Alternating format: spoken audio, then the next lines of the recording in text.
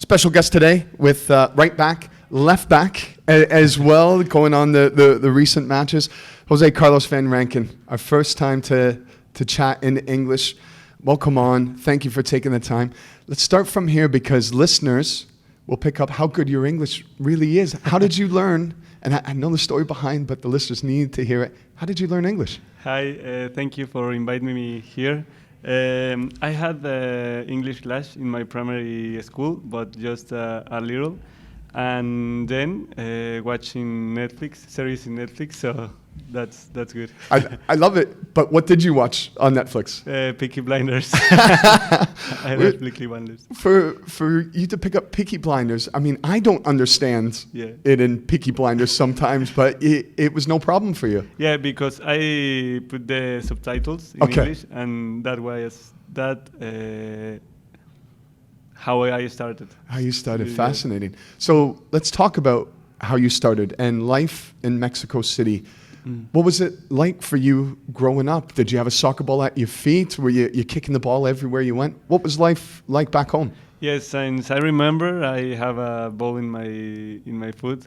I had two brothers and one sister, and they loved to play soccer too. And in our house, we have a little backyard, and we play all day there soccer. Are they older, younger? Older than me. They are twins, the brothers. Oh, fantastic! They have 33 now. Okay. And my sister 30 years old. Okay, so they played as well. Your sister, your twin brothers, did they play? Did they play professionally, competitively? Yes, they try to play professional. One of them, it was a goalkeeper, and he was in Atlante. It was a team from Mexico. Okay. And he don't make it, but he tried. He tried. Yeah. So growing up, what team did you support then at home? And in Mexico, you've got three big clubs. With Pumas, who you played for, Cruz Azul, and Club America. Who did you support? You went on to sign with Pumas. Yes. Who did you support as a kid? Of course, Pumas, because I get there when I have 9 years old. So yes, of course, Pumas. Yeah, and so that your family the same, because I know my time in England and Scotland, wherever you grow up, it's diehard and you love it through and through it. Yeah. Was that the way? So it was Pumas. Did your family support Pumas? So you had to go to that club? Yeah. Well, my father used to love Toluca. Okay. That is near from Mexico City. But then when I went to Pumas, all the family want to support Pumas. So when you signed professionally, 16 years old, 17 years old? Yeah, I get to Pumas 9 years old. But when you signed a pro contract? I had 70 years old, 70. 17 years old. So what was that like? I mean, your dream fulfilled? Was that was always your dream? Yes, that was always my dream. And I get my... How do you say the first game in professional? First game, your debut? Yeah. My first game was against America. Yeah. That it's a derby there, so it was exciting. Can you take us back to that day? Were you nervous? Yes, what were the feelings like? Was your family in the crowd? Yes, they were there. We play in Azteca Stadium, and it was full stadium. And that's your debut? Yes. Remind me, what was the score of the game? We lost 2-1. How did you play? Good. I played like 30 minutes, but it was good. My goodness. To make a debut in Azteca, which is every footballer's something on their list that they want to play in, and for you to do that. Yes, I know. What was it like playing in your home stadium? It's a beautiful stadium, Estadio Olímpico Universitario. Yes. I know I don't say that as fluid as what I should be, but that was your home stadium for Pumas, and it's beautiful. Yes, it's beautiful stadium. The stadium has a lot of history, Olympic history, and it's a very good stadium. The people there, it's crazy when you have game. It's a very good energy there. Yeah, with the atmosphere. Yeah. For you, living and growing up, what's it like then going around the city?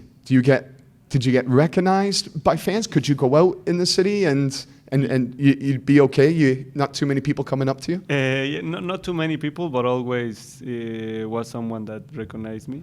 Yeah. And when in Mexico, when you lose a game, it's difficult to go out because Really? the people can tell you, "Hey, why you lost," and that kind of things. So you would that be intimidating then, playing at home if things weren't going well, Yeah. and the crowd would boo and cheer Yeah. and Of jeer? course. Yes. Really? Yeah. Okay. So then you've had a great time at Pumas. What made you decide then at 24, sorry, 24 you moved to Chivas. How did that come about? What was that experience like? Because in Mexico, one of the biggest teams is Chivas. Yeah. Because in Chivas, only can play with Mexican players. Right. So for a Mexican, it's very interesting. It's like a dream to play there. Yeah. So when I saw that I have that chance, I want to go to Chivas. What was that like, moving away from home for the first time? Yes, it was a little difficult, but it was a very good experience, and I think that the experience helped me to grow and to get better. Yeah, and so from your time there, then you've had a brief spell at Santos Laguna before you came then to Portland. How did you end up coming to Portland? What were those conversations like? When did you first hear about Major League Soccer, that you could come here? It was in January. No, enero. Yeah, January this year, at the start of the year? It's January. January, yeah? Yeah. Could The it? first month. First month is Okay. January, yeah, perfect. Yes, in January, my agent told me that maybe we have a chance to come here, and I was so excited to get here or to come here because I think it's a very good city, and the league, it's a very competitive league. Yeah. So I was so happy to. Did you know anybody in Portland? I know you've got a couple of friends for San Jose, a couple of players there, Yes. former teammates Yes. of yours from Chivas. But did you know anybody in Portland? You're the first Mexican international Yeah. to play for the Portland Timbers. So could you call anybody here and say, what's it like? No, I just knew Felipe Mora, Yeah. but I play against him because he was playing with Pumas, and I was playing with Chivas. And I just play against him, but I don't know him like a friend. But some friends told me that I can text him and ask him because he's a really good person. So Felipe helped me to tell me good things about him. So Alanis, I know, is the center back for San Jose Earthquakes. I know he was one of your friends that you reached out to. Who else do you know around the league or that you could phone and find out more information about? Pulido, that he plays with Kansas. With Kansas, yeah. And Pizarro. Yeah. Yeah, and I called them and I asked about the league and everything, and they told me that I have a very good opportunity to be here. And so, what have you made of it so far? How have you settled in? What do you like most outside of the soccer? What do you like most about Portland? The nature, the views that Portland have are amazing. Me and my wife try to go to hikes, Yeah. and it's a very beautiful place to do it. I know you told my broadcasting partner, Jake Zivin, that you went to Multnomah Falls. Yes. You yes, liked it there? Yes, I love it. So was that part of your growing up as well, back home in Mexico City? Would you love getting out into the nature? Is there that opportunity? Yes, we love that, but in Mexico it's a little harder to do that. Yeah. Because you have to drive a lot of time to get there. But here you have 10, 15 minutes and you have very, very, very beautiful places. So you mentioned your wife. Where on your path did you meet your wife? When I have 20 years old. 20 years old. Yes. So you were back in Mexico City. You were back home. Yes. So she's from Mexico City? She's from Mexico City. Well, she's from Veracruz. Okay. Yeah. Oh, wow.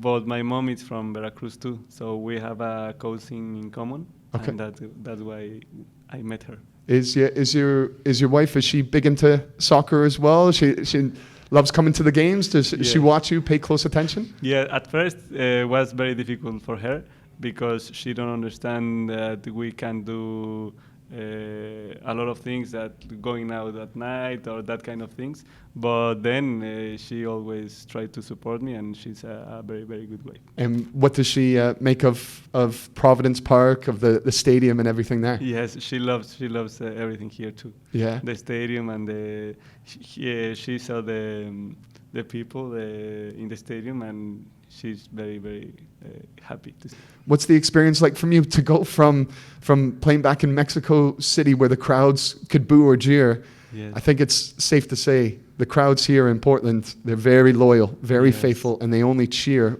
What's that like for you with the energy in that stadium?